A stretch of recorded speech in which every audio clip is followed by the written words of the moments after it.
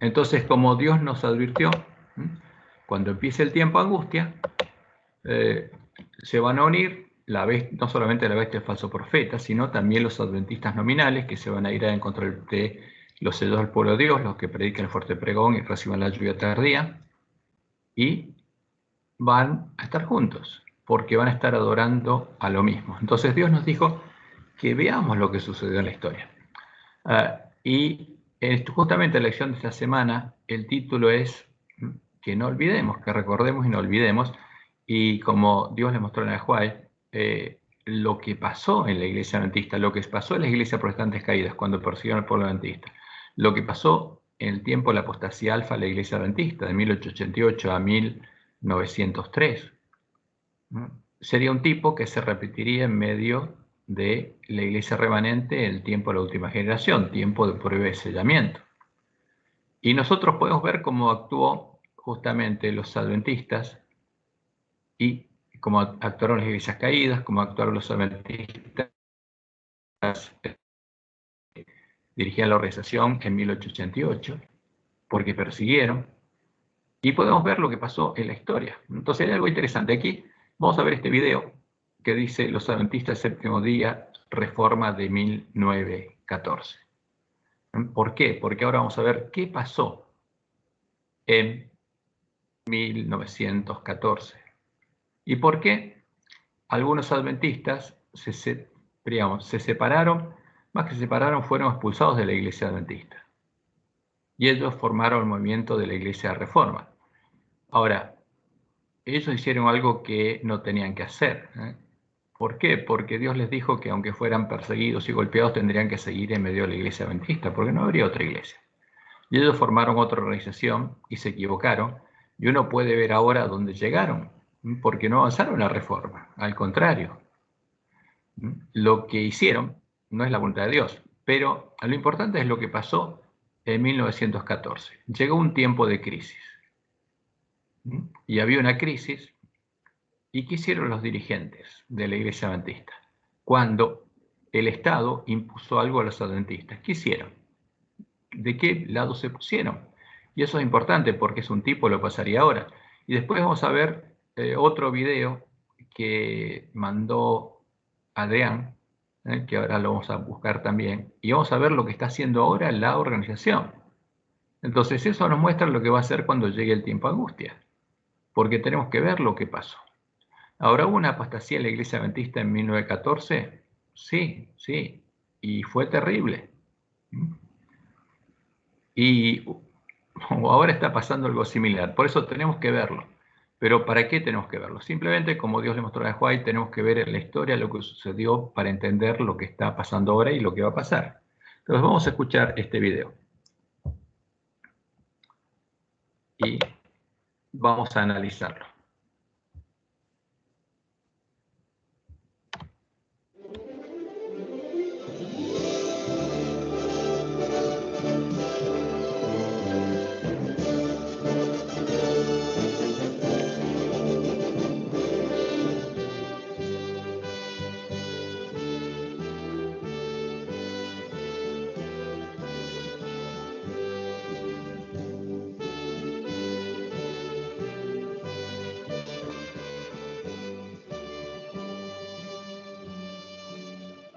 Mi nombre es Henry Terry y me alegra que nos pueda acompañar en esta presentación acerca de la Reforma.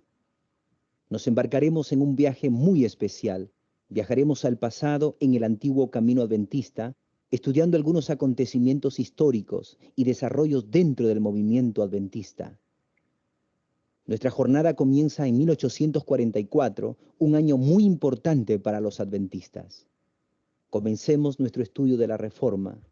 Que el Señor les bendiga ricamente al ver este oportuno e importante documental.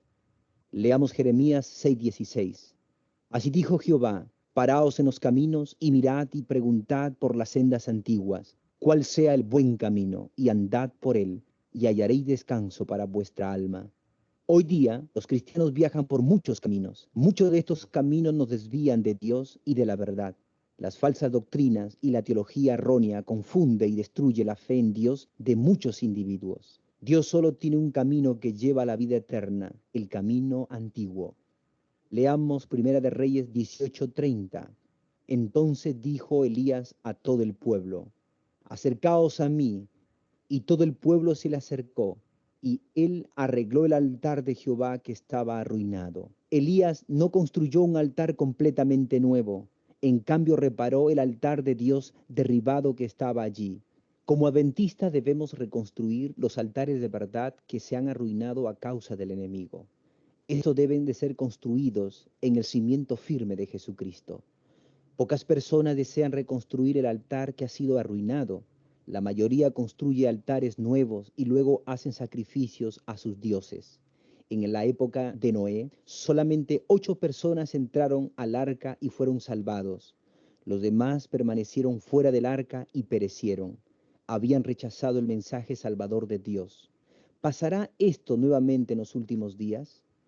Elena de White, una sierva de Dios, trajo mensajes de verdad a la iglesia. Ella fue llamada por Dios para prevenir, amonestar y ayudar al pueblo para la segunda venida de Cristo. Estos mensajes de reavivamiento y reforma fueron claramente pronunciados por ella. Aquí podemos observar las credenciales de iglesia que fueron dadas a Elena de White. Ella fue una mensajera fiel quien gozosamente proclamaba el mensaje del tercer ángel. Desde el año 1891 hasta el año 1900, Elena de White vivió en esta casa situada en Sunnyside, Australia. Aquí ella presentó y escribió mensajes de amonestación y reprobación dirigidos al pueblo de Dios. Cada amonestación y llamado solemne al arrepentimiento fueron hechos o escritos con amor. La hermana White, como solemos llamarle, vivió en esta casa localizada en Elms Haven, California, desde el año 1900 hasta el año 1915. Este es el lugar donde ella tuvo visiones acerca de la reforma que se llevaría a cabo. La reforma llegó tal como se predijo. Dentro de este cuarto, bien iluminado, una silla con un escritorio adjunto proporcionaron a Elena un buen lugar de trabajo. Los tomos 6 al 9 de testimonios fueron escritos allí entre los años 1900 y 1906. Estos libros contienen verdades preciosas acerca del reavivamiento y la reforma. En los tomos 7 y 8 de testimonios se hace un llamado definitivo al reavivamiento y la reforma. El pueblo de Dios no soportará la prueba a menos que haya un reavivamiento y una reforma. A menos que haya una reforma decidida entre el pueblo de Dios, Él apartará su rostro de ellos. Tracemos la historia del pueblo adventista desde su comienzo. Leemos 1844. Sentían los santos un espíritu de solemne y fervorosa oración. Reinaba entre ellos una santa solemnidad. Los ángeles vigilaban con profundísimo interés los efectos del mensaje y alentaban a quienes lo recibían, apartándolos de las cosas terrenas para abastecerse ampliamente en la fuente de salvación. Dios aceptaba entonces a su pueblo. Jesús lo miraba complacido porque reflejaba su imagen.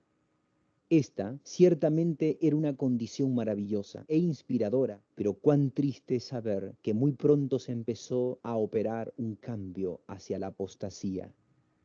Consideremos el siguiente registro inspirado. 1852.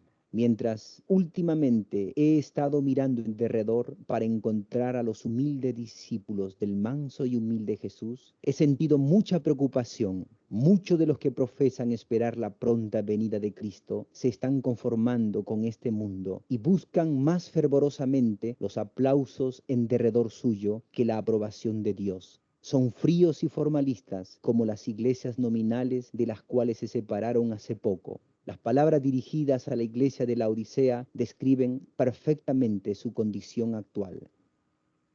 1856.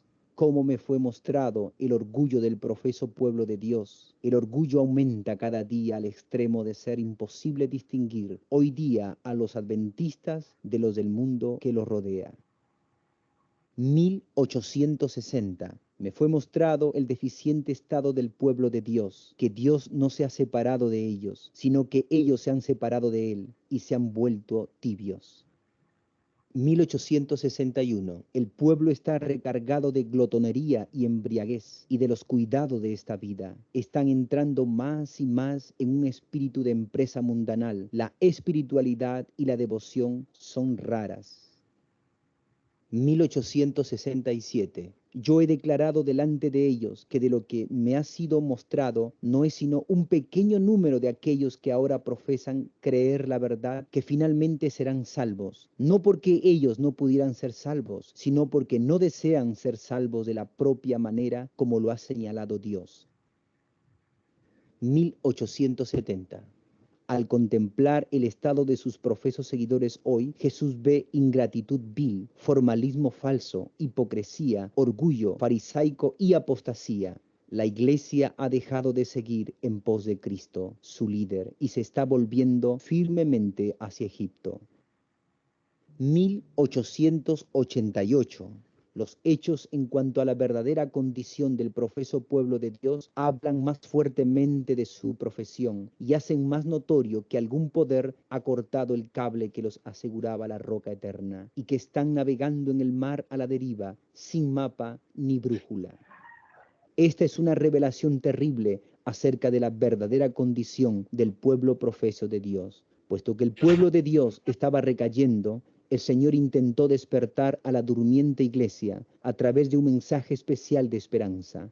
En 1888, Dios escogió a dos hombres jóvenes para llevar su mensaje a la iglesia. Ellos fueron los pastores Jones y Waggoner. El pastor Waggoner tuvo una visión de Cristo sobre la cruz. Esto lo indujo a estudiar en la Biblia el tema de Dios en Cristo reconciliando al mundo. En una carta, 1892, la hermana White escribió acerca de estos hermanos. El mensaje que nos han dado Jones y Waggoner es el mensaje de Dios para la iglesia de la Odisea. Y en Testimonios para Ministros, página 91, declaró: en su gran misericordia, el Señor envió un preciosísimo mensaje a su pueblo por medio de los pastores Waggoner y Jones. Aquí podemos observar a los delegados de la sesión de la Conferencia General del año 1888. Este año, en el mensaje de Cristo nuestra justicia, Dios permitió que el pueblo se enfrentara con su mayor necesidad. El instituto y el congreso, que duraron 26 días, fueron la manera divina de preparar a su pueblo para que proclamasen el último mensaje. Sin embargo, los eventos que tomaron lugar 26 años después demostraron que el mensaje había sido aceptado solamente por muy pocos. 5 años después, de 1888, la hermana White escribió: y tú, Capernaum, adventista del séptimo día, que han tenido gran luz, que eres levantada hasta el cielo en cuanto a privilegios, hasta el Hades serás abatida, porque si en Sodoma se hubieran hecho los milagros que han sido hechos en ti, habría permanecido hasta el día de hoy. 1895.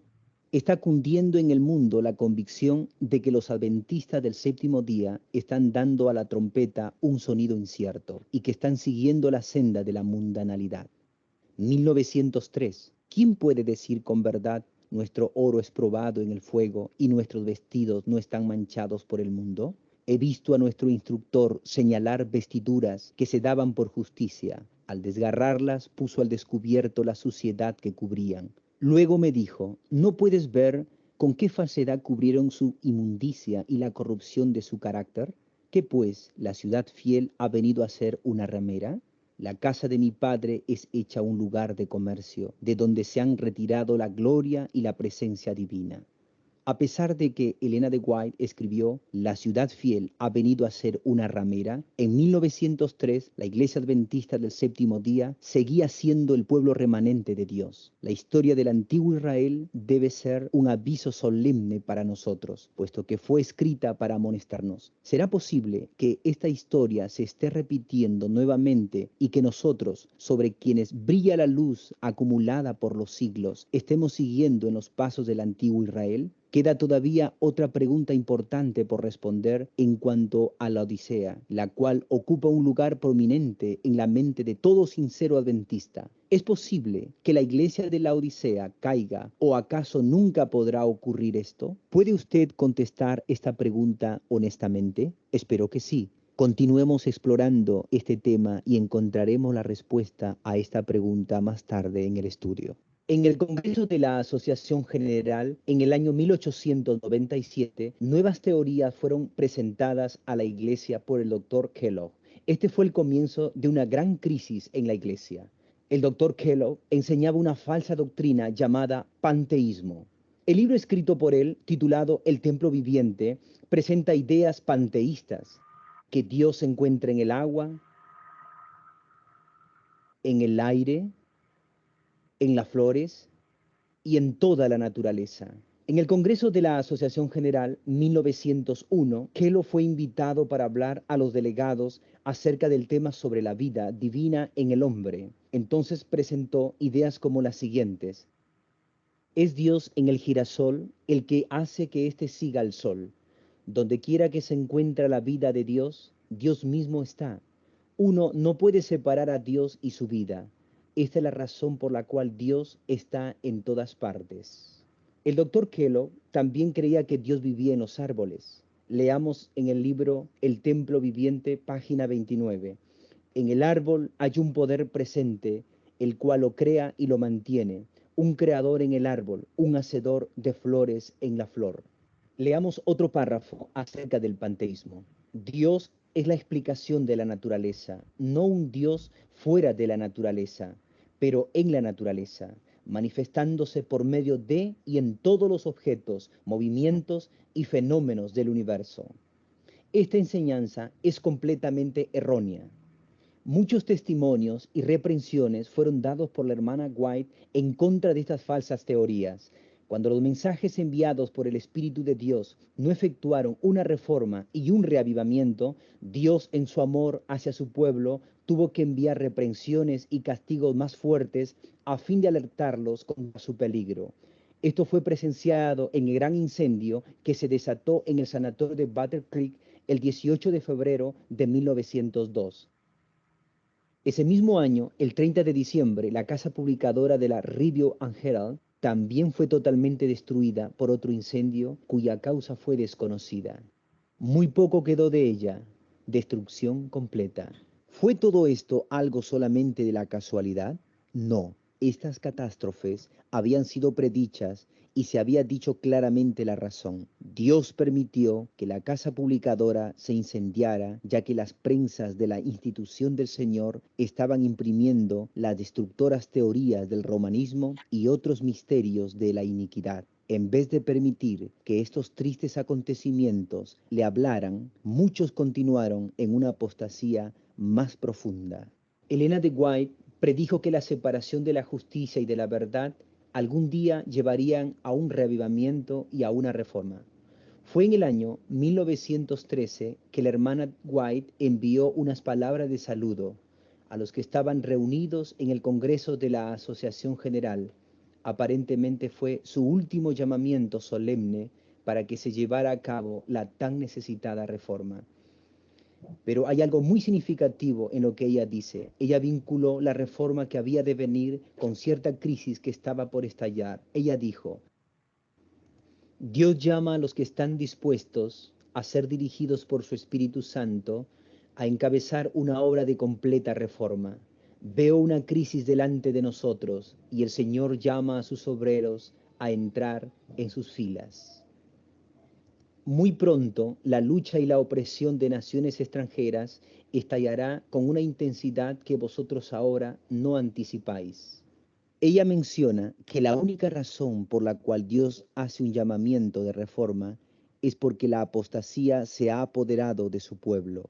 En otras palabras, si no hay apostasía, no se necesita reforma. En el año 1900... Fíjense acá, ¿lo están siguiendo? Acá hay algo interesante. Él dice, si no hay apostasía, no se necesita reforma. Sí, porque la reforma por la Iglesia Adventista no tenía la verdad. La reforma era necesaria para recuperar el conocimiento de la verdad echada por tierra. Y esa reforma es la que permitiría que en el pueblo adventista se produjera el verdadero reavivamiento y que los lugares asolados fueran reedificados. Pero el pastor que está hablando de que en ese tiempo habría una reforma. Y Dios fue claro. Y se lo mostró en el Hawái en 1903, que esa generación no iba a entrar al reino de Dios, que como Israel iba a ser dejada en el desierto. O sea, la verdadera reforma no ocurriría, como piensan estos hermanos, entre 1913 y 1914. La reforma ocurriría mucho después, ocurriría en la última generación. Pero vamos a ver cómo sigue, digamos, el relato de este pastor, o sea, su interpretación de la historia, pero vamos a ver hechos reales. Ahora, tenemos que diferenciar los hechos que son reales de la interpretación, y esos hechos son muy importantes para nosotros y tenemos que conocerlos. 1909, la hermana de White escribió que las naciones se verían en graves dificultades y en guerras. ¿Ocurrió esto? ¿Qué más debía suceder? Leamos lo siguiente. Ha llegado la hora de hacer una completa reforma. Pronto los hijos de Dios serán probados por intensas pruebas, y muchos de aquellos que ahora parecen ser sinceros y fieles resultarán ser vil metal. En este último párrafo he subrayado la frase muchos de aquellos. ¿Será pues esta otra manera de decir que la mayoría del pueblo de Dios se convertirá en vil metal? La palabra fiel del Señor en el pasado profetizó muchas reformas. De Cristo, el gran reformador, se predijo que Él iba a magnificar la ley y a engrandecerla. Isaías 42, 21. De Juan el Bautista se dijo, he aquí, yo os envío al profeta Elías. Malaquías 4, 5. Y la reforma del siglo XVI fue predicha en Daniel 11:34. El movimiento adventista también se predijo en la Biblia. He aquí algunos versículos para considerar. Isaías 58, 12 al 14 trata con la reparación de portillos. Daniel 8:14 trata con la limpieza del santuario. Apocalipsis 3, 14 al 22 habla del mensaje de la Odisea. Apocalipsis 7, 1 al 4 menciona el sellamiento de los 144,000. Apocalipsis 10, 11 menciona al librito amargo. Apocalipsis 11, 19 trata acerca del templo de Dios que fue abierto en el cielo. Apocalipsis 14, 6 al 12 menciona el triple mensaje angélico. Por lo tanto, debemos concluir que una verdadera reforma tiene que llevar la autorización de haber sido divinamente profetizada. Del mismo modo, si hoy se hace el llamado a una reforma, esta debe ser profetizada por la palabra de Dios y por los testimonios del Espíritu de Dios. Leamos algunas predicciones tomadas del Espíritu de profecía. Pruebas terribles esperan al pueblo de Dios. El espíritu de guerra agita las naciones desde un cabo de la tierra hasta el otro. En el libro... Fíjense que él está tomando, porque eso lo hacen nuestros hermanos, lo que Dios le mostró a la Hawái que ocurriría en el tiempo de la última generación, cuando estuviera por llegar el tiempo de angustia y todas las naciones se unieran contra el pueblo de Dios y llegar el tiempo de la batalla de Armagedón, lo va a asociar a lo que pasó en 1914 en la Primera Guerra Mundial. Pero esa no era la guerra de la que Dios hablaba. Dios está hablando de la batalla de Armagedón. Y Jesús fue claro en su sermón profético, porque se levantará nación contra nación y reino contra reino, pero aún no es el fin. Aún no es el tiempo de angustia. Entonces, ¿qué pasó en 1914? Primera Guerra Mundial. Pero ese no era el fin. Jesús lo había anunciado. Cuando se levante nación contra nación no es el fin, porque recién cuando se unieran, cuando estuviera por llegar el fin, Satanás uniría primero a las rameras y después a los reyes de la tierra. Entonces, la interpretación que hacen nuestros hermanos no es correcta. Elena no estaba hablando de lo que pasó en 1914, ni de la Primera Guerra Mundial, ni de que la reforma se produciría ahí. Porque si ahí se hubiera producido la reforma, Jesús ya hubiera venido, porque los lugares asolados ya hubieran sido reedificados. Pero sigamos escuchando porque es importante entender qué pasó en ese tiempo. El tiempo y la obra, edición 1920, la Asociación General compiló algunos de los escritos de la hermana Elena de White, en los cuales señalan una crisis y una reforma. Muy pronto, la lucha y la opresión de naciones extranjeras estallará con una intensidad que vosotros ahora no anticipáis.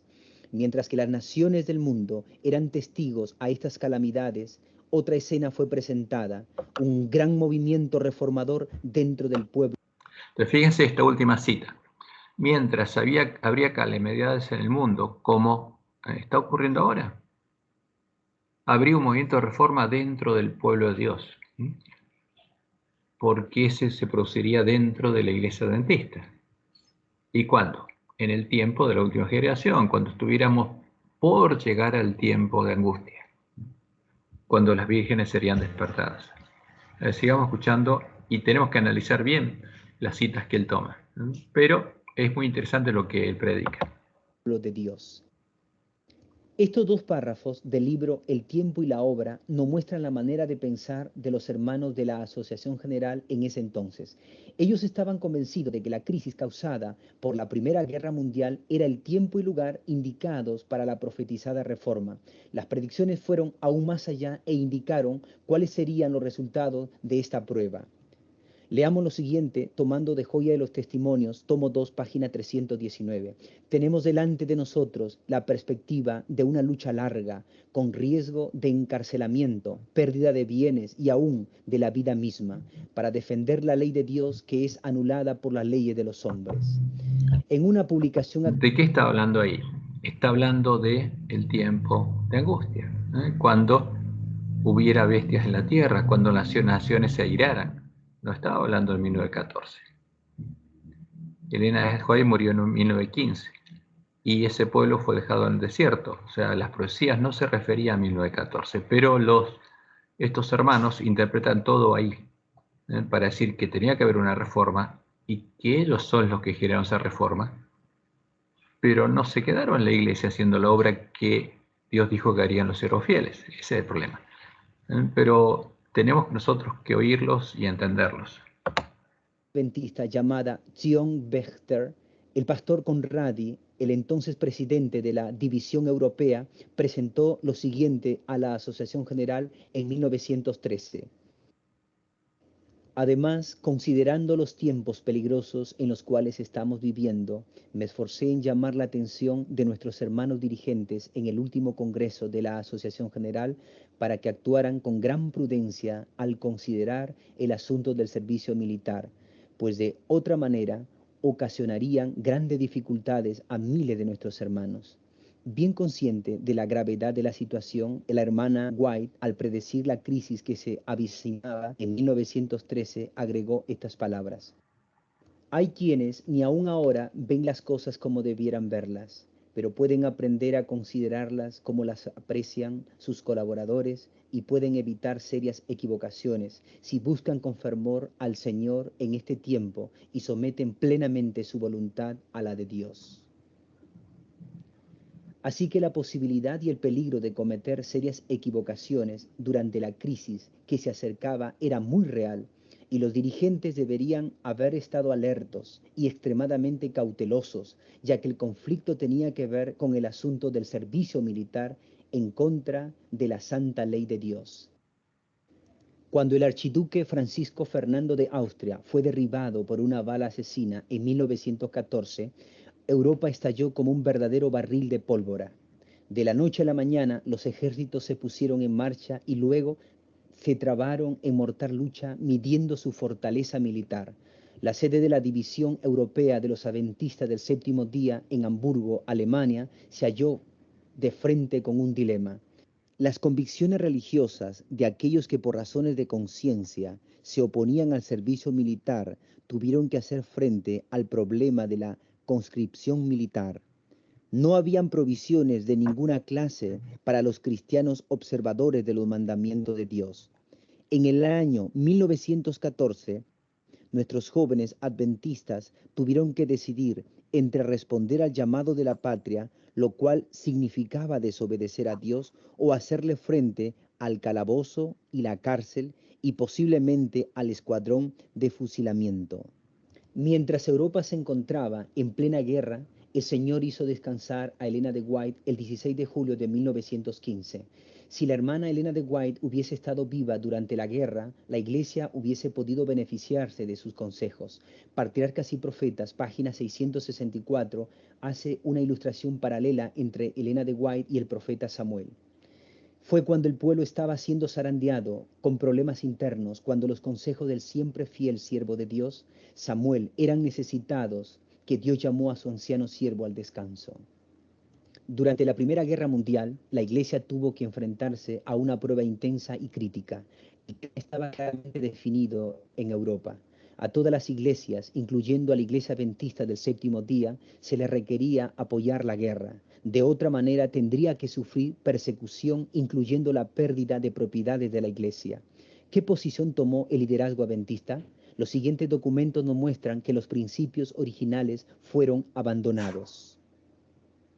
Pero al comienzo de la guerra, los dirigentes de la Organización Adventista de Alemania aconsejaron espontáneamente a todos sus miembros llamados al servicio militar de todo el país que en las urgentes circunstancias y necesidades de la patria cumplan con sus deberes que se les exige como ciudadanos, de acuerdo con la Escritura, y sirvan fervientemente en sábado como los demás soldados lo hacen en los domingos.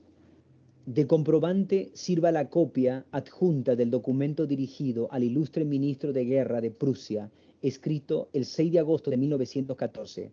Esta posición, observada ya hace años, es apoyada por las firmas que siguen: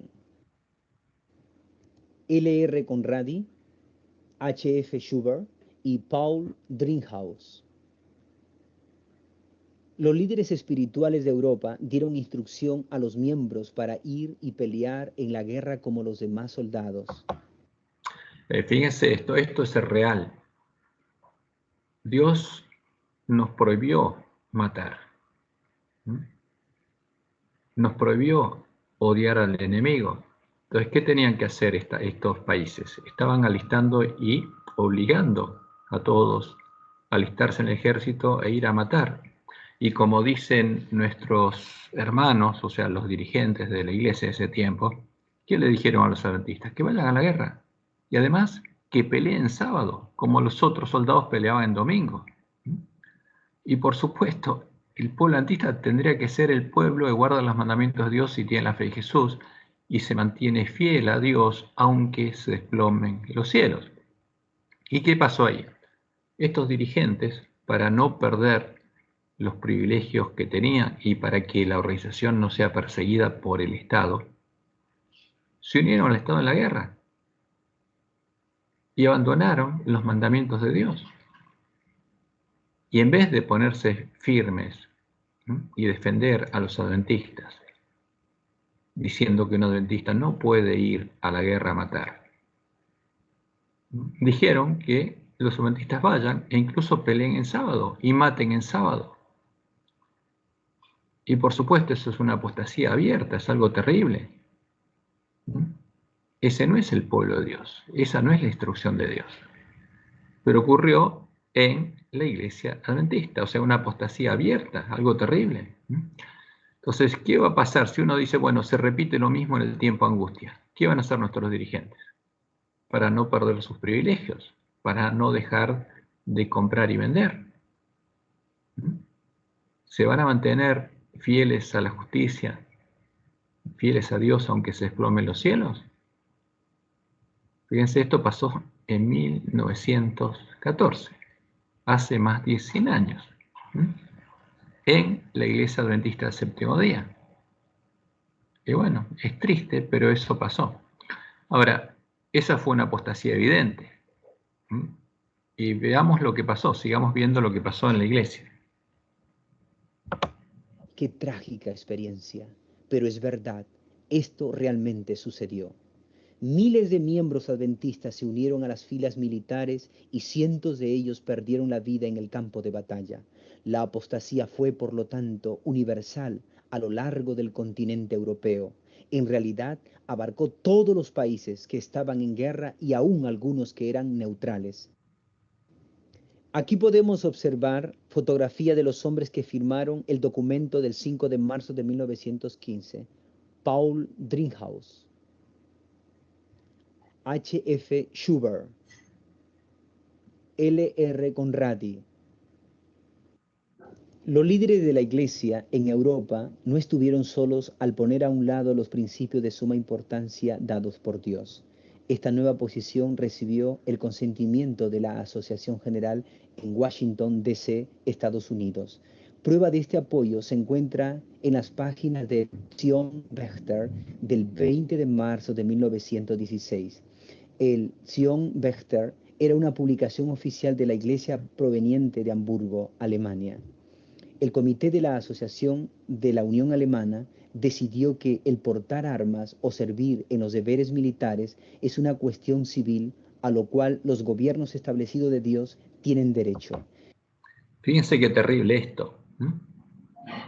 El Comité de Asociación de la Unión Alemana decidió que el portar armas o servir en los deberes militares es una cuestión civil a lo cual los gobiernos establecidos de Dios tienen derecho. O sea, ¿Dios lo estableció ese gobierno? ¿O los reyes de la tierra son los cuernos del dragón? ¿A quién están llamando Dios? Y los reinos de este mundo, los gobiernos de este mundo, ¿tienen derecho a imponer a los adventistas ir a una guerra y matar? ¿Tienen derecho? Es triste esto. Pero esto lo publicó justamente la Iglesia Adventista. Y dice, en este punto nos apoyamos en los pasajes de las Escrituras que se encuentran en 1 Pedro 2, 13 y 14 y Romanos 13, 3 al 5. Ahora, Jesús fue claro. Dad al César lo que es de César y a Dios lo que es de Dios. Entonces, cuando Dios dice no matarás, ¿a quién le hacemos caso? ¿Al César que nos dice vayan y maten o a Dios? ¿Qué dijo justamente la Unión Alemana? Vayan y maten. Porque este gobierno lo estableció Dios y Dios lo está guiando a matar. Ahora, y el gobierno del otro país que está en guerra, ¿quién lo dirigía? Y al otro lado decían lo mismo, este gobierno lo dirigió Dios y vayan y maten. Y es increíble, pero esto pasó en la iglesia adventista. Esto es tan delicado, es tanto una violación de los mandamientos de Dios como el adorar a la bestia a su imagen. No hay diferencia. No hay diferencia de pecados. Esto es un pecado abierto contra la ley de Dios. Y esto es lo que pasó. Por eso nosotros tenemos que aprender de lo que pasó. Porque estos hermanos no eran dirigidos por Dios. Esto es evidente. En este punto nos apoyamos en los pasajes de las Escrituras que se encuentran en 1 de Pedro 2, 13, 14 y Romanos 13, 3 al 5. Esta decisión fue tomada por el Comité de Asociación General mientras estaba reunido en noviembre en 1915. Hablando de estas cosas, ellos dijeron, concedemos a cada país en el mundo plena libertad para ajustarse a sus leyes establecidas en el futuro, como lo han hecho en el pasado. Ahora, fíjense que esto es terrible. Esto es lo que declaró la Asociación General. ¿Qué declaró la Asociación General? Concedemos a cada país en el mundo plena libertad para ajustarse a sus leyes. Pero la Asociación General tiene alguna autoridad para conceder alguna libertad? No. ¿Qué autoridad tiene la Asociación General? Ninguna.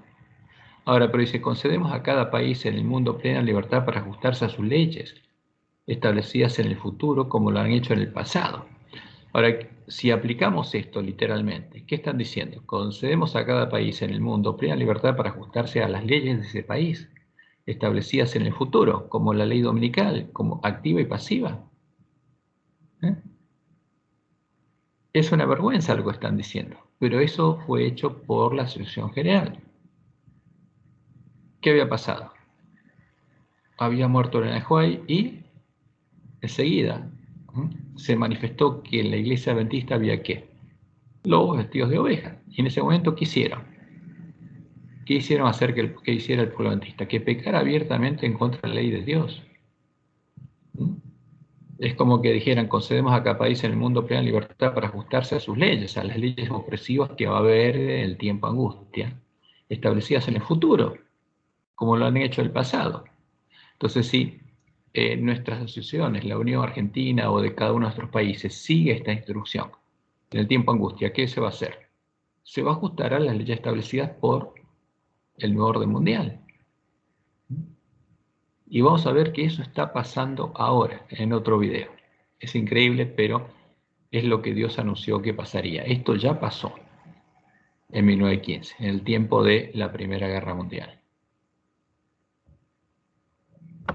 país en el mundo plena libertad para ajustarse a sus leyes establecidas en el futuro, como lo han hecho en el pasado. Al comienzo de la guerra, nuestra iglesia se dividió en dos partidos.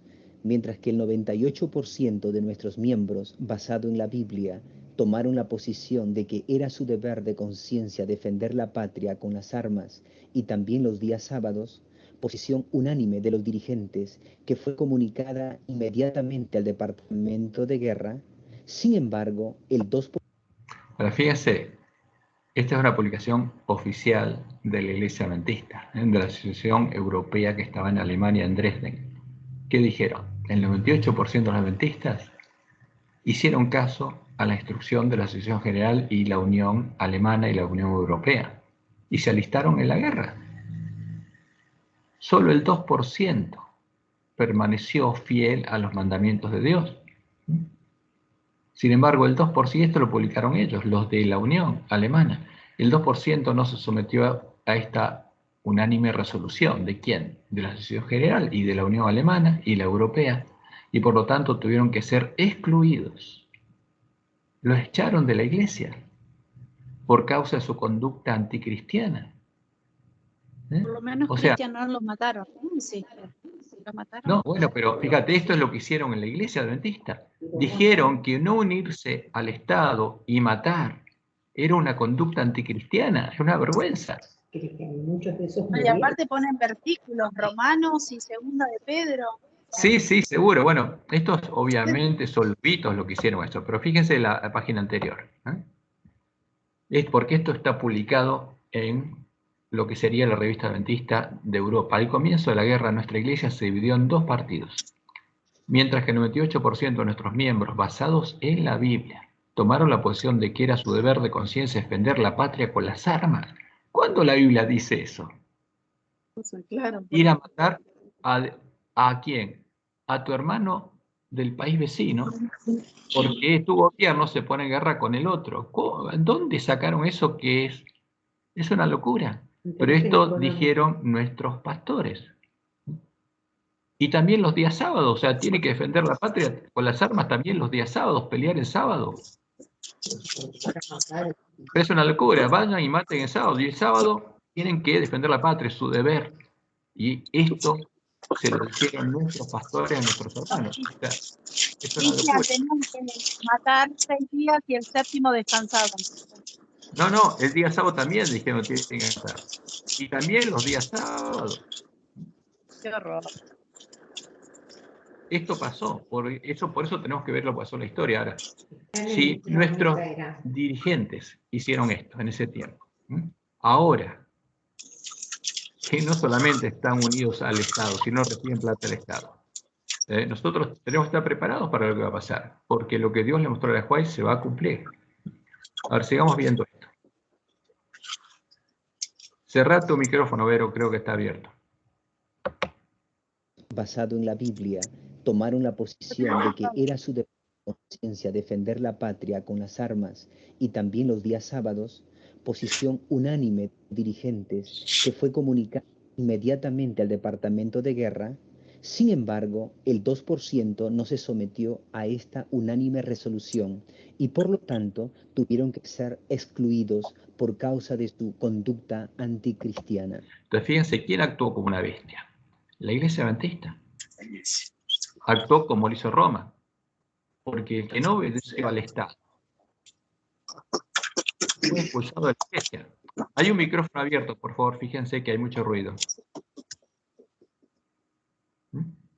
Ahora, los adventistas que no se sometieron al Estado fueron echados de la iglesia, expulsados de la iglesia, es una vergüenza. Entonces, ¿qué va a pasar si esto se repite en tiempo de angustia? Los adventistas que no adoren a la bestia y su imagen serían echados de la iglesia. Por supuesto, van a ser borrados y solo van a quedar en los libros de la iglesia ¿quiénes? Los adventistas nominales. Pero esto es algo increíble, pero pasó. Cerca del 98% de los miembros europeos fue arrastrado exitosamente a la apostasía y solamente una fracción pequeña e insignificante de tal vez un 2% permaneció fiel. Por lo tanto, los dirigentes fueron los responsables de la exclusión de los miembros fieles. No, estos hermanos no se salieron de la iglesia. Lo único que hicieron fue permanecer fiel a la verdad. No quisieron ceder ni conformarse con la apostasía. Así fue como cientos de hermanos fieles fueron acusados por sus propios dirigentes a la policía secreta y luego arrastrados, condenados y finalmente muertos como mártires. Cuando la Primera Guerra Mundial terminó en 1918, había entre 2 y 3.000 hermanos esparcidos que habían sido excluidos de la iglesia adventista. El hermano en esta fotografía es el pastor Oscar Kramer, que vive ahora en Elk Grove, California, en Estados Unidos. Durante la Primera Guerra Mundial, él fue testigo de la separación del pueblo de Dios en la iglesia local a la cual él asistía. Él aún recuerda cómo varios miembros fieles fueron injustamente excluidos de la iglesia que tanto amaban. Isaías 66:5 dice: Oíd palabras de Jehová, vosotros los que tembláis a su palabra. Vuestros hermanos que os aborrecen y os echan fuera por causa de mi nombre dijeron: Jehová sea glorificado, pero él se mostrará para alegría vuestra, y ellos serán confundidos. Esta profecía se cumplió durante la Primera Guerra Mundial. Fue el liderazgo de la Iglesia Adventista del Séptimo Día que erróneamente excluyó a aquellos que no querían apoyar la guerra o ser parte del ejército. En otras palabras, todos aquellos que fueron fieles a la ley moral de Dios, los 10 mandamientos, fueron separados y quedarán en él rebuscos, como cuando sacuden el olivo, 2 o 3 frutos en la punta de la rama, 4 o 5 en sus ramas más fructíferas, dice Jehová, Dios de Israel. Isaías 17:6 menciona este zarandeo. La iglesia adventista fue zarandeada durante la crisis amarga conocida como la Primera Guerra Mundial. Solamente 2% de sus miembros continuaron su viaje en el camino antiguo del adventismo. Entonces, fíjense que acá pasó algo interesante. O sea, él dice que la profecía de Isaías se cumplió allí. La profecía de Isaías se cumple cada vez que hay un zarandeo en medio del pueblo de Dios. En ese tiempo hubo un zarandeo. Y un 2% solamente se mantuvo fiel a Dios. Y muchos de ellos fueron asesinados porque fueron delatados por sus propios hermanos o las autoridades y justamente como desertores. Y muchos fueron fusilados. Y algunos quedaron vivos. Ahora, ¿pero qué pasó aquí? La apostasía es evidente. El 98% apostató siguiendo a los dirigentes que estaban en contra de la voluntad de Dios. Y eso es un tipo que lo va a pasar. Y un pequeñito grupo no apostató. Ahora la pregunta es, ¿ese 2% siguió el camino que Dios indicó? Durante la guerra, sí. ¿Pero qué pasó después de la guerra? Lo más probable es que Satanás haya infiltrado a sus siervos. ¿Para qué? Para desviarlos del camino. Y para que no cumplieran las instrucciones de Dios. Porque ¿cuál es la misión de este 2%? ¿Se tenía que separar de la iglesia cuando la iglesia viera que se cometen abominaciones? No. No. Porque ese no era el tiempo por el llamamiento del pueblo adventista. No conocían. Entonces Satanás, ¿qué hizo? Aprovechó y los engañó y los sacó y los hizo armar otra organización. Porque la iglesia adventista no había apostatado en todos los lugares. En Europa ocurrió esto, pero no en todos los lugares. No en todos los lugares se unió al Estado para perseguir a los adventistas que eran fieles. Eso ocurrió en Europa, pero el resto del pueblo adventista no ocurrió. No ocurrió en América del Sur, no ocurrió en Centroamérica, no ocurrió en África, no ocurrió en Australia. Entonces nosotros tenemos que entender bien qué es lo que pasó. Pero Satanás guió a estos hermanos cómo ahora está generando grupos que se van de la iglesia a salir de la iglesia. Pero la instrucción de Dios era clara. No tenía que formarse otra organización. Y estos hermanos crearon otra organización. Pero fíjense en lo que hicieron. Este diagrama muestra la separación que tomó lugar durante el de la Primera Guerra Mundial. Aquí vemos dos caminos que dirigen en dos direcciones diferentes. Resumamos un poco lo que hemos estudiado. ¿Quiénes dejaron la iglesia? ¿Quiénes se apartaron de la verdad? ¿Quiénes se apartaron del camino angosto? ¿Quiénes permanecieron fieles? La respuesta se encuentra en Apocalipsis 12:17. Entonces el dragón se llenó de ira contra la mujer y se fue a hacer guerra contra el resto de la descendencia de ella, los que guardan los mandamientos de Dios y tienen el... Fíjense, esta profecía de Apocalipsis 12:17, ¿cuándo se va a cumplir? Se cumpliría cuando el pueblo anticrista completara la obra de la reforma y tuviera la verdad, ¿no? Y la ley de Dios estuviera escrita en su mente, y guardara los mandamientos de Dios, y tuviera el mismo testimonio de Jesús, porque como Jesús tendría escrita la ley de Dios en la mente y el corazón. Esta profecía es la última persecución del dragón, y se cumpliría cuando Dios soltara los vientos. Y acá está hablando de los 144.000. No está hablando de lo que ocurrió en 1914. Está hablando de los 144.000 que guardan los mandamientos de Dios y tienen el testimonio de Jesucristo. Ahora, si uno va a la página donde están lo que creen estos hermanos adventistas, vamos a ver que no se deshicieron de los errores heredados de los paganos y los papistas. La única reforma que hacen es la reforma pro salud y del vestido, y el resto no recuperaron el conocimiento de la verdad.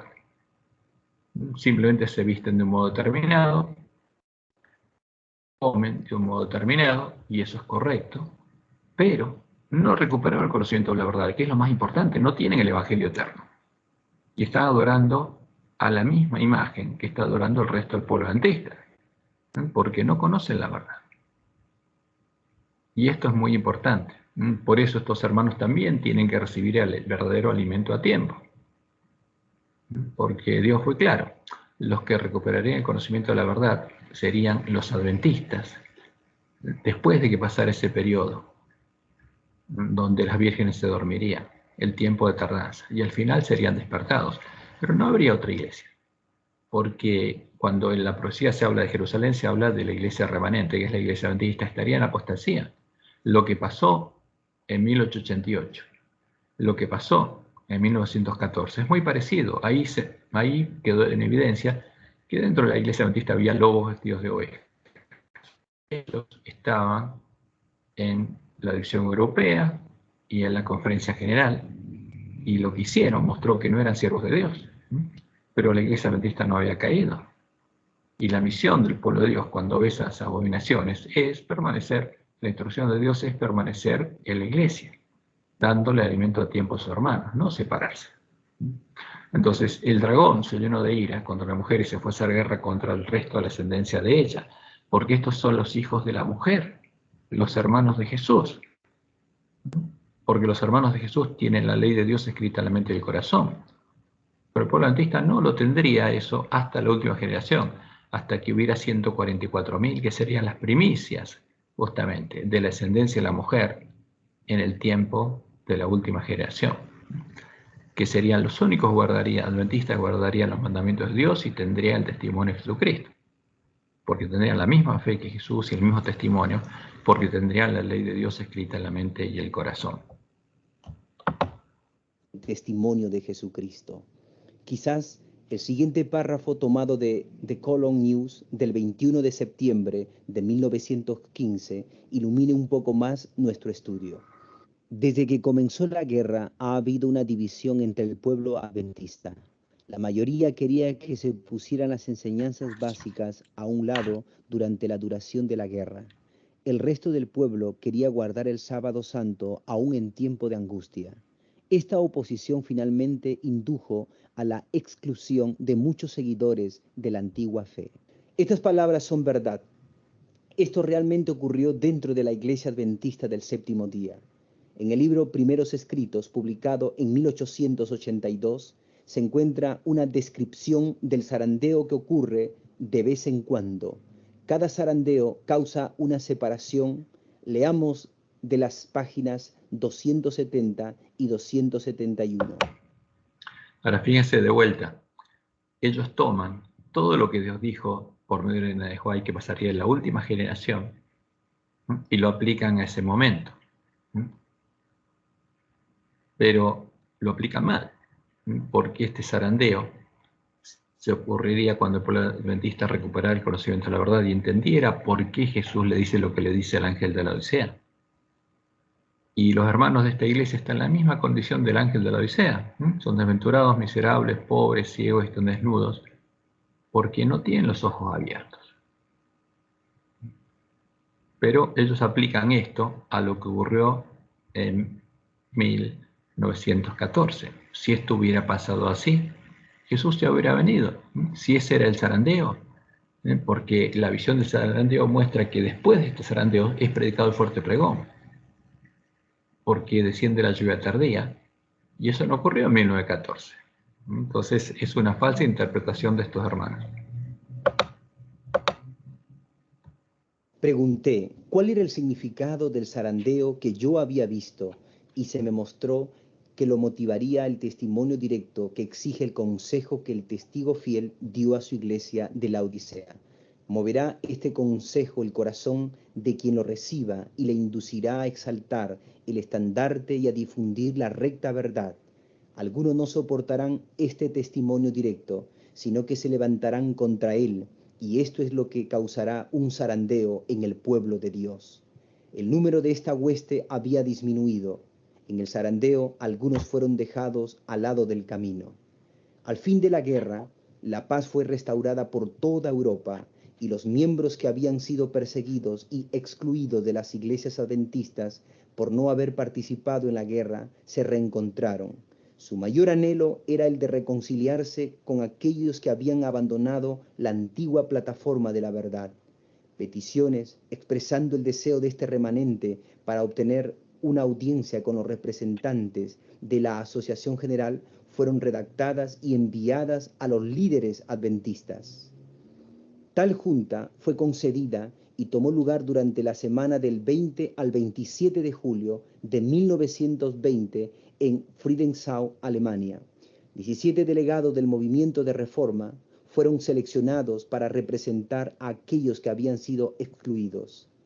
En aquella ocasión, el grupo excluido presentó solamente 4 preguntas sencillas para ser consideradas. Estas preguntas eran: ¿qué posición toma la Asociación General con respecto a la decisión tomada por los dirigentes de Alemania en el año 1914 en relación con el cuarto y el sexto mandamiento?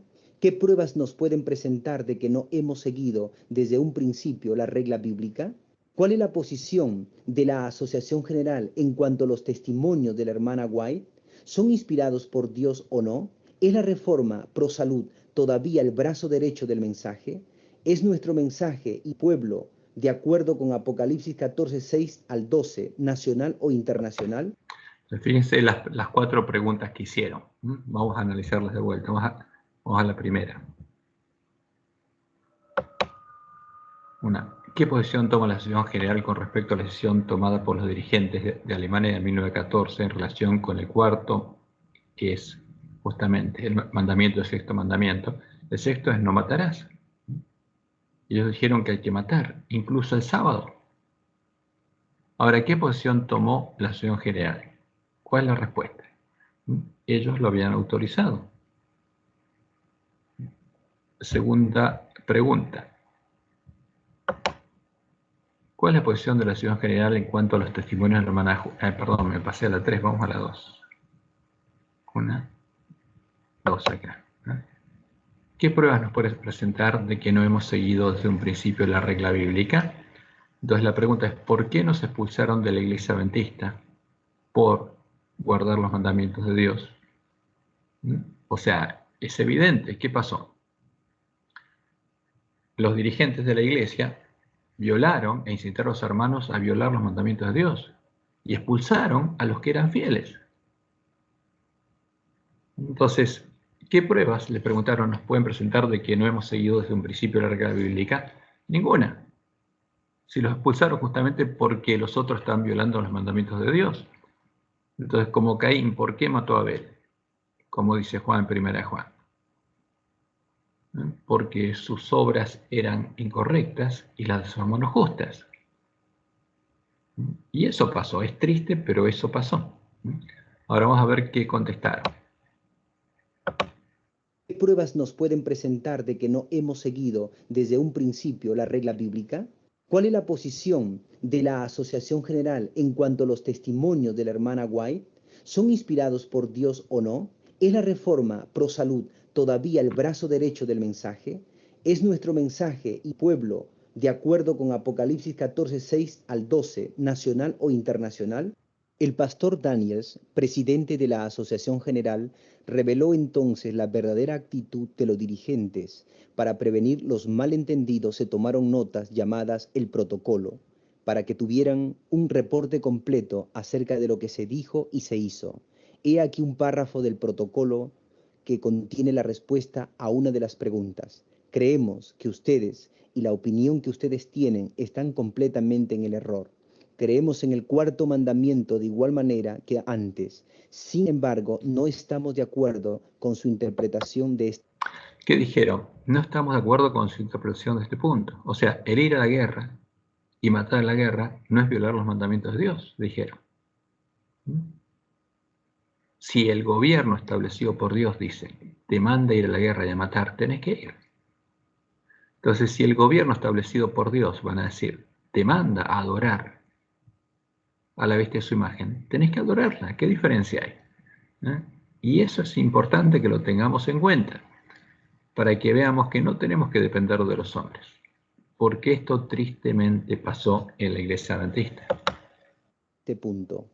Para resumir todas sus explicaciones, él hizo las siguientes palabras, las cuales hemos tomado del protocolo, página 36. Hemos decidido que este tema quede a libertad de conciencia de cada individuo. Ahora, ellos no tienen que decidir que queda libertad de conciencia. Dios nos dejó justamente a nosotros la responsabilidad de decidir. Y es nuestra libertad de conciencia la que está en juego. No tenemos que someterla a lo que dice un hombre. Entonces, los hombres no tenemos que seguir lo que dice una junta o una dirección o una institución. El 98% dejó de lado los mandamientos de Dios voluntariamente, porque nadie los mandó a seguir a unos dirigentes. Al contrario, Dios nos mandó probarlos. Si son de Dios, a la ley del testimonio. Entonces, ese es el tema. Y por supuesto se lavan las manos diciendo, lo dejamos a libertad de conciencia. No. Los mandamientos de Dios son claros. Es como decir, no voy a amonestar a nadie porque lo dejo a libertad de conciencia. Dios nos manda a dar un mensaje claro y nos dice, ojo, cuidado, si alguno quita o alguno agrega, si alguno deja de predicar. Y esto es un tema muy delicado. Bueno, pero fíjense, estamos viendo lo que pasó en 1914. Los hermanos de la Reforma quedaron estupefactos por la respuesta. Esta nueva enseñanza, una libertad de conciencia espuria en cuanto al asunto controversial de la guerra, cerró de manera efectiva la puerta para el retorno de aquellos que habían sido excluidos. Entonces, paremos un poquito acá. Cerró la puerta. Ellos están justificando por qué armaron otra organización. Dios había dicho, y claramente por medio de Elena se nos instruyó a que nunca creemos otra organización. Pero, guiados por algunos lobitos, estaban con ellos también, porque se dividen entre tesis y antítesis, los guiaron por otro camino equivocado. Y ellos pensaron que estaban siguiendo el camino correcto. No, ninguno de los dos, porque se equivocaron al hacer eso. Pero, bueno, ¿qué dijeron? Libertad de conciencia. Entonces ahora uno, para saber que uno tiene que ver esto, qué hicieron nuestros dirigentes, por supuesto van a repetir lo mismo cuando llegue el tiempo de angustia. Y cuando hablan de libertad de conciencia, uno tiene que ir a la página de la Unión Argentina o de cualquier unión, de la Asociación General, cuando se habla de libertad de conciencia. Y ahí que aparece que nuestros dirigentes reconocen a las otras iglesias como formando parte del plan divino para evangelizar el mundo y obligan a quienes, a nuestros ministros y a nuestros obreros a hacer eso, los obligan. Y si alguno no las reconoce, lo van a expulsar. ¿Y qué van a decir? Libertad de conciencia. No. Eso es la oposición al mensaje del tercer ángel. Eso es apostasía. Es negar el mensaje del tercer ángel. es negar que esas instituciones son parte del plan de Satanás para engañar al mundo entero. Bueno, ya es medio tarde, van a ser cerca de las 10. Díganme ustedes si quieren seguir, porque quería mostrarles otro video. Porque esto es lo que pasó en 1914 y ahora quería mostrarles lo que está pasando ahora.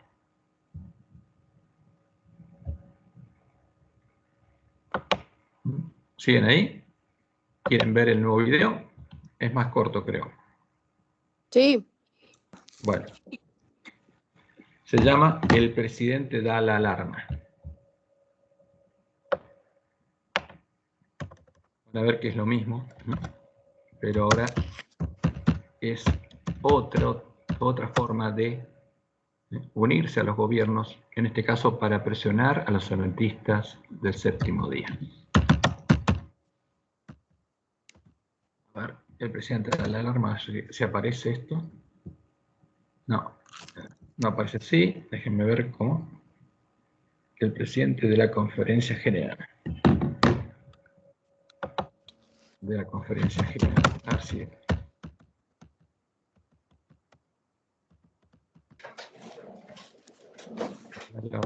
Así aparece. Acá está. Fíjense, vamos a escuchar esto. Y pongan mucha atención, porque es lo mismo que pasó en 1914. ¿Y ahora con qué tema? Van a ver, fíjense, con las obligaciones que está estableciendo el gobierno de Estados Unidos.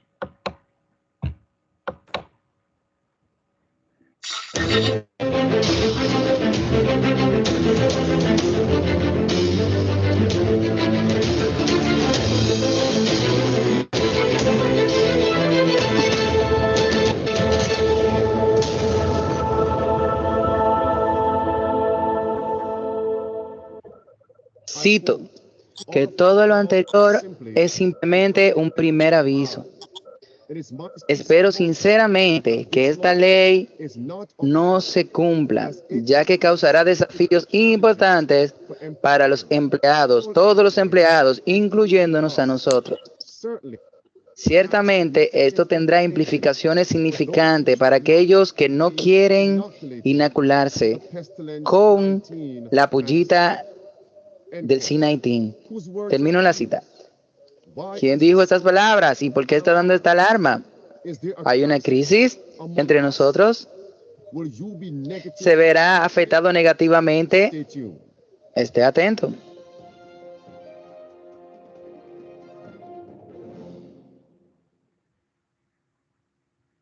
Saludos.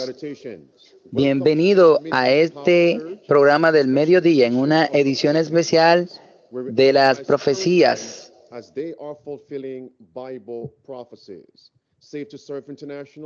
Bienvenido a los espectadores internacionales, bienvenidos a todos a estas noticias proféticas. Vayamos a esto. Fulcrum 7 publicó el siguiente artículo el 17 de noviembre con este título. La conferencia de Kentucky, Tennessee, prepara apoyar el mandato de inoculación de Biden. Hermanos y hermanas, miren, esto fue escrito a los empleados de la iglesia por dicha conferencia. Su nombre es Steve Hayes, el presidente. Echemos un vistazo a este párrafo. Él escribe, creo que todos son conscientes de la posibilidad de la aplicación de una ley federal de inoculación del C-19, que actualmente está programada para entrar en vigencia el 4 de enero. La ley afectará a todas las empresas, organizaciones que emplean a más de 100 personas. La conferencia de Kentucky, así como casi todas las conferencias en los Estados Unidos, alcanzarán ese umbral. En otras palabras, mis amigos, no solo en América. La pregunta es, ¿hay otras islas y países siguiendo el ejemplo de América en este sentido? La respuesta es sí. ¿Hay adventistas del séptimo día en estos lugares? Sí. Entonces, ¿qué harían los líderes de la conferencia entre los adventistas del séptimo día en esos territorios? Y este presidente en realidad está haciendo sonar la alarma. Podría ser terrible, pero él está sonando la alarma. Ahora, fíjense en esto. Él siguió llamando esto una ley federal de inoculación del C-19. Muchos están argumentando que esta no es una ley.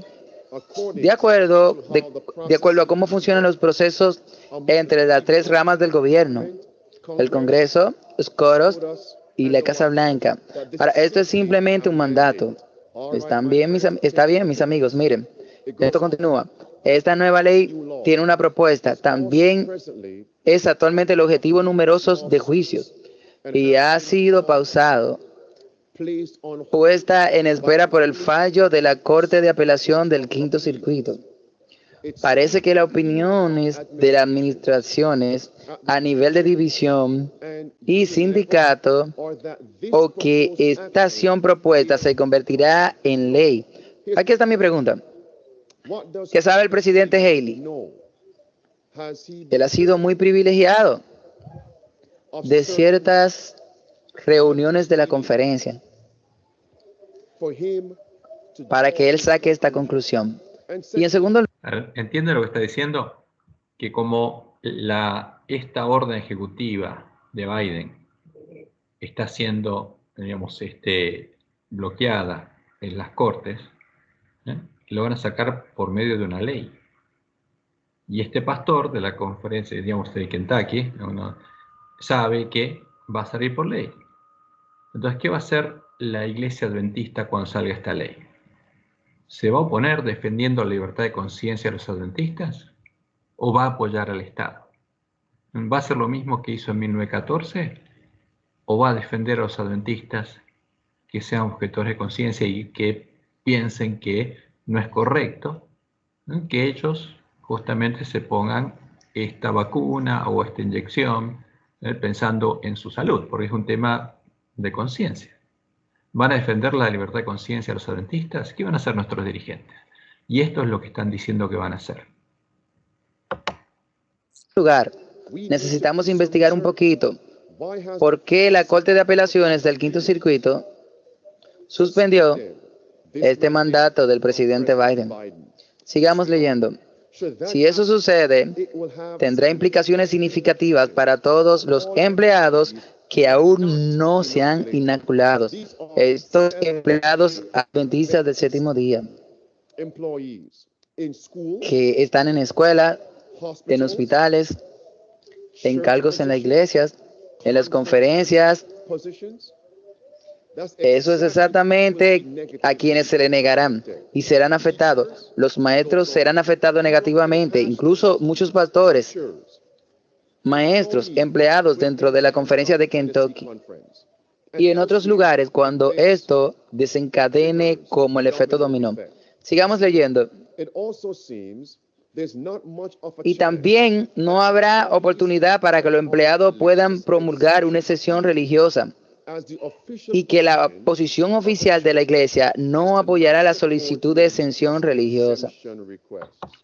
Entonces, También parece está diciendo que cuando salga esta ley, la iglesia no va a apoyar a los adventistas objetores de conciencia. ¿Qué va a hacer? Va a apoyar al Estado, no a los adventistas. Y va a ser el brazo ejecutor de esta ley, la iglesia está diciendo. Eso le está advirtiendo a los obreros. Lo mismo que ocurrió en 1914, no hay diferencia. Entonces, ¿qué va a pasar con el tiempo de angustia? Ahora, si todavía Dios está llamando al pueblo adventista, todavía no separó el trigo de la cizaña, todavía la iglesia adventista es la iglesia remanente, a la que Dios sigue llamando. ¿Qué va a pasar en el tiempo de angustia cuando lo haya dejado? Y tenemos que tener claro eso. que no hay posibilidad de exención de las pruebas obligatorias si se promulga la ley. Eso está claro, amigos míos. Nos están diciendo que ellos están haciendo sonar esta alarma alto y claro de que los funcionarios de la Conferencia Adventista del Séptimo Día no aceptarán ninguna carta de exención religiosa en este contexto. Si alguien quiere defender la libertad de conciencia en contra de este mandato de Babilonia, y sigue, si esta ley es promulgada, ¿cómo nos afectaría? Dice el presidente. Y él responde, yo no sé por qué no hemos preguntado, pero asumo, viendo el estado de inoculación dentro de nuestro territorio, posiblemente el 30% de nuestros empleados no han sido inoculados. ¿Cómo él sabe eso? Sigamos leyendo. Como yo entiendo, si usted no está inoculado, se te requerirá que muestre una prueba semanalmente, como hemos mencionado. También he leído que no cumplir con la vacunación o las pruebas semanales podría resultar en la pérdida obligatoria del empleo, o la organización enfrentará multas federales. Entonces, ¿qué están diciendo? Ahora el Estado nos impone que a ustedes los obliguemos. Y si no cumplen, que los echemos. Y si no, van a multar a la organización primero. Y después le van a quitar su auditoría, le van a quitar todos los soportes del Estado, todos los derechos que tienen. ¿Y qué van a hacer nuestros dirigentes en ese caso? ¿Van a defender la libertad de conciencia? ¿O se van a poner del lado del Estado y van a ser el brazo del Estado? ¿Qué pasó en 1914? Lo mismo está advirtiendo el presidente de esta conferencia general que va a ser la organización adventista. Multas federales. Piensen en esto, mis amigos. ¿Cuántos maestros, cuántos enfermeros, doctores que ustedes conocen, profesores, pastores, incluso conserjes, en esta conferencia de los adventistas del séptimo día, que tendrán sus empleos amenazados porque se negaron a aceptar este mandato en particular? Y noten lo que dice aquí, amigos. La organización se enfrentará a multas federales si se niegan a aceptar este mandato. ¿Qué más? Enfrentará a la organización. ¿Y qué hay acerca de los subsidios, subvenciones, los préstamos? Decir, las organizaciones privadas del gobierno que están en alianza con esta. Y amigos, lo que me viene a la mente es Juan capítulo 11. Y por supuesto, sus estatus. Ellos quieren proteger sus estatus. Juan capítulo 11, versículo 47 hasta el versículo 53. Está claro. Ellos dicen, es mejor deshacerse de un hombre que perder nuestra posición y perder nuestro lugar. Los romanos vendrán y nos quitarán nuestra posición y nuestro lugar. Ahora, ¿qué pasa con el estado de exención de impuestos financieros de la organización adventista del séptimo día? Amigos míos, se debe entender, ellos prefieren deshacerse de los empleados de la iglesia adventista del séptimo día. Y no pueden negar este mandato. Ellos prefieren aceptar esto que perder su posición, su dinero. En lo que se refiere a la financiación del gobierno y la financiación del sector privado. Es así. Su estatus en la sociedad. Piensen en eso. Sigamos mirando. Y sigue diciendo, mis amigos, observen con atención. Todo lo anterior es simplemente una información inicial. Esto es Stevie Haley, el presidente, hablando. Tengo la más sincera esperanza de que esta ley no se cumpla, ya que provocará desafíos importantes para los empleadores, todos los empleadores, incluyendo a nosotros. ¿Por qué él dice nosotros? ¿Nosotros? ¿Él se incluye? ¿Steve Haley, el presidente, se incluye en ellos? Veamos, sigamos leyendo. Ciertamente tiene implicaciones significativas para aquellos que eligen no ser inoculados. A continuación nos comunicaremos de la manera más clara y temprana posible con respecto al estado de esta ley propuesta. En caso de que sea necesario, se requerirá y se nos pedirá que nos involucremos en su vida personal, de una manera que yo preferiría no hacerlo, pero tendremos que cumplir. Esto es lo que el presidente está diciendo a los empleados. Y está diciendo el presidente de esta conferencia, vamos a tener que cumplir. Cuando el Estado nos pide algo, nosotros vamos a cumplir. Y nos vamos a meter en la vida personal de los adventistas. Lo vamos a controlar. Porque el Estado nos pide que lo hagamos. Vamos a hacer el brazo del Estado. Y es triste ver esto. Es lo que pasó en 1914 cuando denunciaron los adventistas que no se sometían a las instrucciones que ellos le dieron y no fueron al ejército a matar. Y los denunciaron y muchos de ellos murieron. ¿Y qué está diciendo? Vamos a hacer lo mismo. Ahora piensen qué va a pasar cuando llegue el tiempo de angustia y ellos no hayan recibido el sello de Dios y Dios los haya dejado. ¿Qué van a hacer? ¿Van a hacer algo distinto? No. Se van a unir para perseguir ¿a quiénes? A los adventistas que hayan recibido el sello de Dios y no estén cumpliendo las instrucciones de Estado, ¿no? Como Dios les mostró en el juez. Van a ser los peores enemigos de sus antiguos hermanos. Y estamos viéndolo, por eso es para que tengamos en cuenta en qué tiempo estamos y nos preparemos. Porque esta es la organización de la Iglesia Adventista.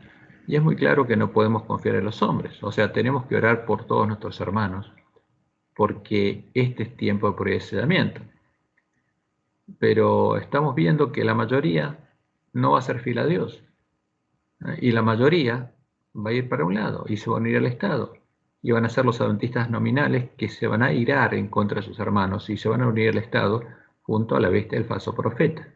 Por eso tengámoslo en cuenta. Y esta es una clara advertencia. Ellos mismos están diciendo lo que van a hacer si no se arrepienten. De la conferencia de Kentucky. Y como él dijo, ya que esto está sucediendo y afectará a esta conferencia, afectará a todas las conferencias de los Estados Unidos de América. Y como dije anteriormente, otras islas y países, naciones, ¿entienden el punto? Ahora, ¿por qué él diría, se nos pedirá que nos involucremos en su vida personal? De una manera que preferiría no hacerlo, pero tendremos que cumplir. Ellos tienen que cumplir. No hay otra opción. Si está diciendo, aquí el presidente nos está diciendo a nosotros y la junta directiva y los administradores que ellos tendrán que cumplir, y eso significa que no hay libertad de conciencia aquí. No hay libertad. La libertad se ha restringido. Eso está claro para quienes quieren verlo. Y en segundo lugar, tienen que cumplir ¿a quién? ¿Los mandatos de quién? ¿De Babilonia o del gobierno? Todos los mandatos, y eso incluye, también implicará al presidente de la división norteamericana y su junta directiva, G. Alexander Bryant. También incluirá al presidente de la conferencia general, Ted Wilson, y también al director de PRR, Gannon Díaz. Tendremos que cumplir con sus demandas. Y amigos, tomen una mirada a esto. Esto viene del background de lo que se imprimió el 25 de octubre del 2021 por el liderazgo de la conferencia general, que la gente en esta iglesia debe presentar a las autoridades gubernamentales. Está ahí en palabras rojas. Y que la iglesia SDA apoya los mandatos del gobierno. Mire lo próximo. Ellos tienen el objetivo absoluto de publicar que la decisión de recibir o no recibir la inoculación del C-19 no es una cuestión de salvación. Ellos lo pusieron en letra ahí.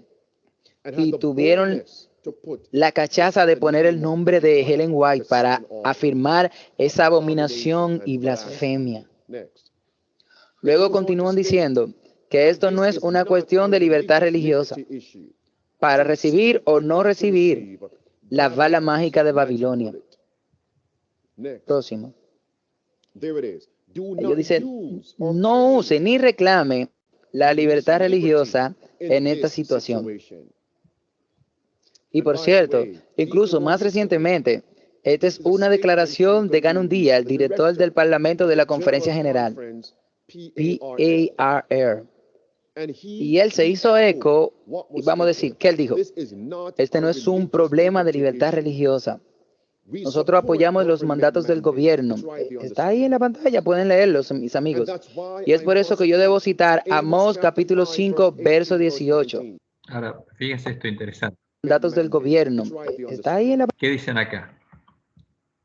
Esto no es un tema de libertad de conciencia. ¿Cómo que no?